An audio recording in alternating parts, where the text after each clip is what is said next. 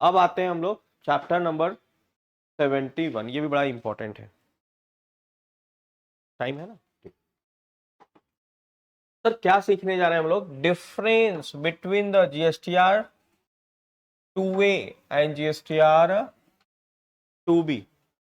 2A और 2B में क्या अंतर है सर? ये क्या होता है 2A 2B? 2A and 2B अगर ध्यान होगा आपको तो हमने बताया था कि जब अब भी आपको जीएसटीआर 3B फाइल करना है तो टोटल इनपुट टैक्स पोर्टल में कितना है वो ऑटो पॉपुलेटेड हो जाता है, किसमें? 2A में या 2B में। तो 2A और 2B में अंतर क्या है वो सीखने जा रहे हैं। बहुत लोग कंफ्यूज होते हैं प्रैक्टिकल मार्केट में कि 2A देखें कि 2B देखें। कभी कभी 2A कुछ और बताता है, 2B कुछ और बताता है। तो ये है क्या? ये तो क्लियर है ना सर? इसमें क्या पता चलता है 2A और 2B में? ये अलग अलग रिपोर्ट फाइल बनती है 2A और ये दोनों बताते क्या है sir? Total input tax credit आपका कितना है एज पर जीएसटी पोर्टल। सारी बात समझ में? और हमने क्या बोला था कि सर इसके बेसिस पे ही आपको जीएसटी का इनपुट लेना चाहिए। और अगर ये मिसमैच हो रहा है आपके टैली बुक से, परचेज बुक से, तो उतना मार्क करके आगे आपको बेनिफिट ले लेना है। चलिए अब सीखते हैं 2A और 2B में क्या अंतर। क्या लिखा है? GSTR 2A is old. Sir ये ओल्ड है, पुराना, पहले 2A आया था। अभी जीएसटीआर 2B क्या है? क्लियर? 2A क्या है? ओल्ड। 2B new. सर इसमें बड़ी कंफ्यूजन होती है ओल्ड और न्यू। अभी तो आप पढ़ा रहे हो, समझ में आ जाएगा, बाद में कैसे याद रहेगा? तो पहले ए आता है या बी? पहले ए आया होगा ना, उसके बाद बी। तो नया कौन दिख रहा है आपको, ए या बी? सब बी नया है, ए क्या है? इस तरीके से लर्न कर सकते हैं। GSTR 2A is old where GSTR 2B is 2B नया है सर। क्या बोल रहे हैं यार? GSTR 2A is dynamic. क्या है? Dynamic and uploaded by the details uploaded by the vendor are updating to such a month without utilizing a cutoff date, whereas GSTR 2B is a static। Dynamic और static में क्या अंतर है पहले ये बताओ।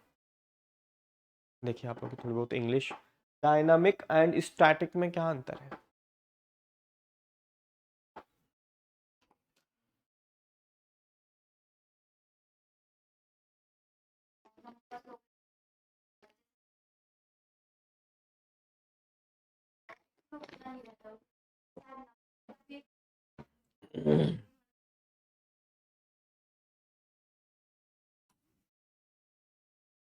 और कोई?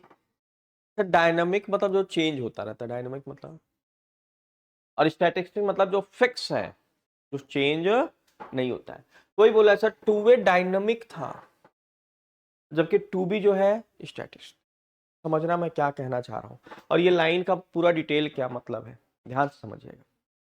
जैसे मुझे भरना है क्या, जीएसटीआर 3B। क्या भरना है? GSTR 3B। हम कौन से डेट को भरेंगे? तो उसका डेट क्या है? 18 तारीख, 20 तारीख, जैसा भी पकड़ लो, एक 18 से लेके 20 तक। हम इसके पहले भरेंगे, राइट? और 10 के बाद भरेंगे, 10 या 11 तारीख के बाद भरेंगे। क्यों सर? जब 10 से 11 तक क्या भराएगा? जीएसटीआर 1 भर लेगा हमारा कौन? डीलर। तब तो हमारे गवर्नमेंट पोर्टल पे दिखेगा ना। तो हमें 3B कब भरना चाहिए? आफ्टर 11। हम अगर 5 तारीख को भरेंगे तो कोई फायदा होगा सर? भर पाएंगे? भरने को तो भर सकते हैं सर, लेकिन भर नहीं पाएंगे। पर हालांकि सीट्स भी एक्टिव नहीं होता है, जैसे 3B का जो टेबल होता है एक्टिव नहीं होता, वो आफ्टर 11 के बाद एक्टिव। तो हमें 11 के बाद भरना है, क्योंकि हम डीलर पहले जीएसटीआर 1 हमारा भरेगा तभी तो हमारे 3B में दिखेगा सर। तो मान लो हम 18 तारीख को क्या देखे, पहले मान लो ए था, बी नहीं था, 2B नहीं था सर। ए में 2A में हम क्या देखते थे कि ओ आईटीसी कितना दिख रहा? 1 लाख रुपए। तो हम लोग क्या कर लिए? 1 लाख रुपए आईटीसी का बेनिफिट ले लिए। अब मान लो कोई डीलर हमारा क्या कर लिया, 20 तारीख के बाद जीएसटीआर 1 भरा, 22 तारीख को, 25 तारीख को, उसके बाद ये फिगर बदल के कितना हो गया सर? 1.5 लाख रुपए। राइट। जब हम मान लो कभी हम चेक करेंगे मंथ के एंड में या नेक्स्ट मंथ में कि भाई हमने जीएसटी पोर्टल के बेसिस पे जीएसटी वो आईटीसी लिया है कि नहीं लिया है, तो हम तो जब लिए थे तो किसके बेसिस पे लिए थे? 1 लाख के बेसिस पे, पोर्टल को देख के। लेकिन कुछ दिन बाद ये बदल के क्या हो गया? 1.5 लाख। तो हम क्या हो जाएंगे? कंफ्यूज हो जाएंगे, अरे यार मैं तो 1 लाख देखा था, अभी बढ़ के कितना हो गया? 1.5 लाख। तो हमारा रिकंसिलेशन में कोई बेस हमारे पास रहा क्या? नहीं रहा। इसलिए गवर्नमेंट ने बोला कि भाई टू बी जो नया बनाया किस लिए सर? ये सब प्रॉब्लम को सॉल्व करने के लिए। प्रॉब्लम समझ में आ रही कि नहीं आ रही आपको? क्या प्रॉब्लम है सर? हमने 20 तारीख को जब रिटर्न फाइल किया, उसमें आपने टू वे को देखा, टू वे क्या बताया कि आईटीसी कितना है, हमने इसके बेस पे क्रेडिट ले लिया। मान लो हमारा कोई पार्टी ने जीएसटी का रिटर्न फाइल किया, कब? हमारे रिटर्न भरने के बाद, 22 तारीख को भरा, 25 तारीख को भरा, भरा तो ये आईटीसी हमारा टू ए में दिखना क्या हो गया? बढ़ के दिखेगा सर। तो हमारा रिकंसिलेशन कोई मतलब हुआ कोई मतलब नहीं सर। हम 1 लाख लिए, हमारे टू ए में क्या दिख रहा है कुछ दिन बाद? 1.5 लाख दिख रहा है। तो गवर्नमेंट ने टू बी बना दिया, जिसका नेचर क्या कर दिया? स्टैटिस्टिक्स। उसने बोला कि भाई अगर 20 तारीख के बाद कोई बंदा जीएसटीआर 1 भरेगा तो उसका आईटीसी करेंट मंथ में ना दिख के अगले महीने में दिखे। जिससे मैं अगर 1 लाख भरूं टू वे देख के या टू बी देख के, उसके बाद अगर कोई रिटर्न फाइल करे तो ये इसमें कोई परिवर्तन ना हो। हमारी बात समझ में? एक कट ऑफ डेट डाल दिया, क्या डाल दिया? Cut off date. तो हमें बेटर कौन सा है सर? टू बी बेटर है। क्या है? देखो क्या बोल दिया? GSTR two A dynamic details uploaded by the vendor are updating to such a month without utilizing a cut off date. ये अपडेट होता रहता है पूरे महीने में, टू वे क्या होता रहता है? अपडेट। जबकि two B is statistics details uploaded by the vendors after the cut off date, that is 12th of the month, considered in the subsequent period. बोल रहा है कि जीएसटीआर टू बी में जो अपलोड होता है vendors statistic details uploaded by the vendors after the cut off date 12th of the month considered in the subsequent month. मतलब 12 तारीख के बाद जो भी जीएसटीआर 1 फाइल करेगा,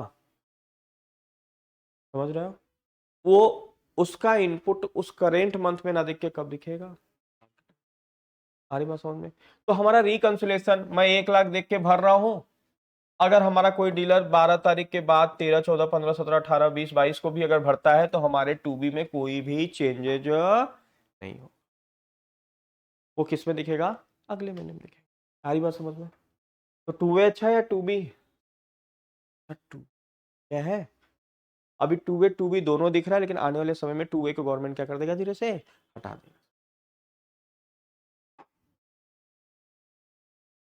क्या लिखा है? GSTR two A, it is a very difficult to ensure all the GSTR two A credit are considered as a vendor may delay in filing return, whereas 2B is very useful in ITC reconciliation। ठीक है, 2B में sir बड़ा confusion होता था, हम कुछ और ले दे रहे हैं, देख के ले रहे हैं, कुछ दिन बाद वो रंग बदल दे रहा है, कुछ दिन बाद अमाउंट बदल जा रहा है, तो हम रिकंसिलेशन नहीं कर पाते थे। लेकिन 2B में बड़े ही इजीली तरीके से रिकंसिलेशन हो जाएगा।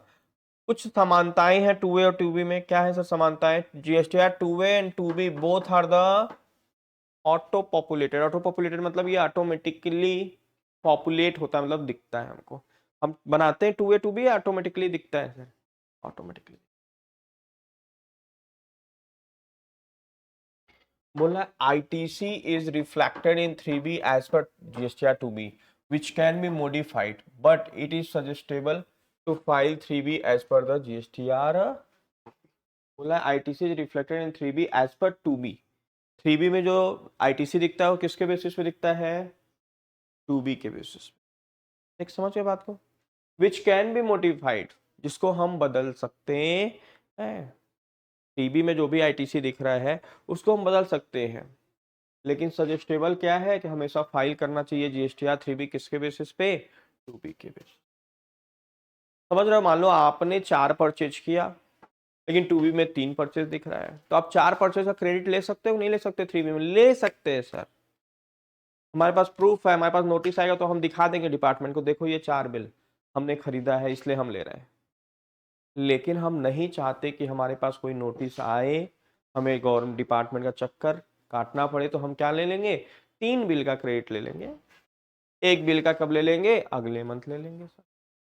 3 इसीलिए दिख रहा है क्योंकि कोई एक आध डीलर हमारे ने क्या किया है, जीएसटी रिटर्न अभी फाइल नहीं किया है, डिले करेगा वो।